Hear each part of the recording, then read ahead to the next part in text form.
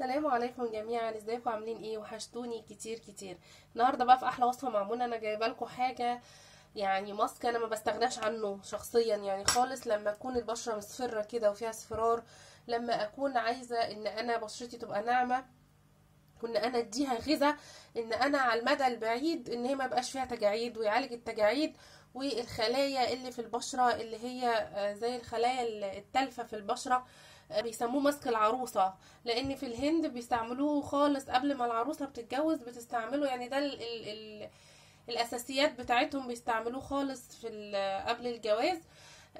بس هو معروف من زمان الشوفان، هو اسمه ماسك الشوفان، بس انا في حاجة انا بعملها عليه بصراحة، اضافة يعني بضيفها عليه بتخلي الوش يبقى ناعم حتى الفترة بعد ما استعمله يفضل ناعم فترة بعدها كمان.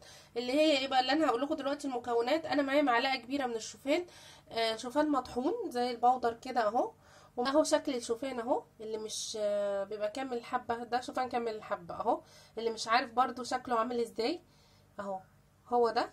خلاص معايا ده حليب بصوا بقى يبقى سخن او ادفيه في الميكروويف، لازم يبقى دافي، يعني مش سخن هيولع في وشنا يبقى الدنيا نار في وشنا، لا يعني يبقى دافي كده بس.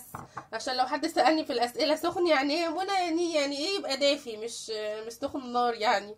وده نيفيا اللي هو سوفت، او لو اي كريم عندك، بس انا بفضل ده لان داخله فيتامين اي، عشان كده انا بفضله. طيب نعمل ايه بقى؟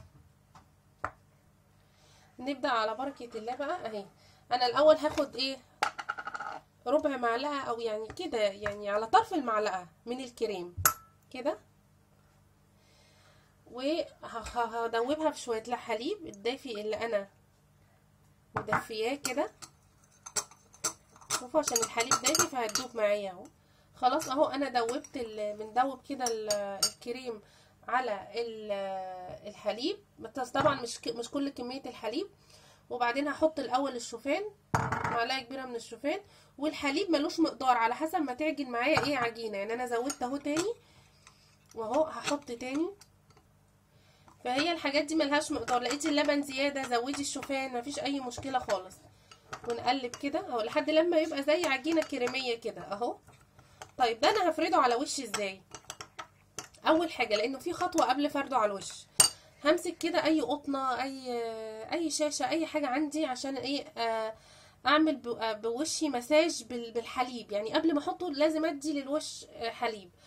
انا بليت اهو كده في الحليب كده اهو، واقوم رايحه عامله كده على وشي بالشكل ده كده، شايفين اهو كله حليب على الوش. خلاص عملت دهنت كده حليب على وشي، ابدا بقى افرد الماسك.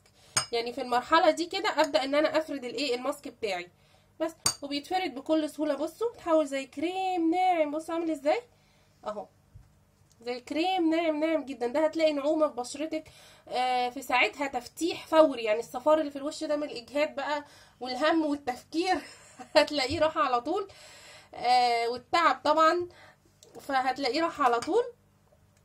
وطبعا ده فعال للتجاعيد. الكريم اللي انا بدوبه فيه ده وبعمله بيخليه قوامه، وبيخلي قوامه زي الكريمي بيتفرد والبشره تمتصه اكتر، وكمان بيخلي نعومه فعاله، يعني بتلاقي وشك بعدها بكذا يوم فعلا ناعم وواخد ترطيب حلو قوي.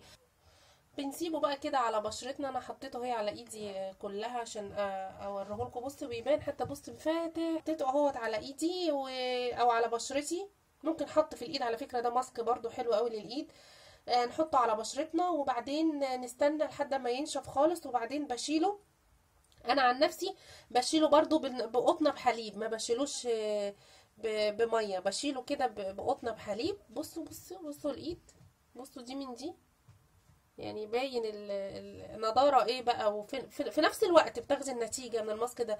اوعوا تنسوا الماسك ده من الحاجات الطبيعية الفعالة جدا جدا والقوية جدا جدا. انا اهو شلته من على ايدي، طبعا الفرق واضح جدا جدا من حيث نضارة الجلد والنعومة والتفتيح في نفس الوقت. وهو فيه زنك على فكرة بيعالج الحبوب، فالماسك ده ينفع للي وشها فيه حبوب، لان الشوفان فيه عناصر من عنصر الزنك عالي جدا فيه، فبيعالج بينظف البشره. يعني ده ماسك اوعوا تنسوه من الطبيعه برضو، ده مهم جدا وهديه برضو للبشره وللجمال.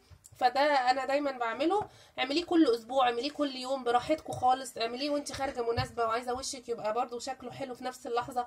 برضو من الحاجات السريعه والقويه جدا جدا. جربوه ان شاء الله هيعجبكم جدا جدا. وما تنسوش لو الفيديو عجبكم لايك واشتراك في القناه عشان يوصل لكم كل فيديو انا بعمله. في حفظ الله، في احلى وقت مع منى، مع السلامه.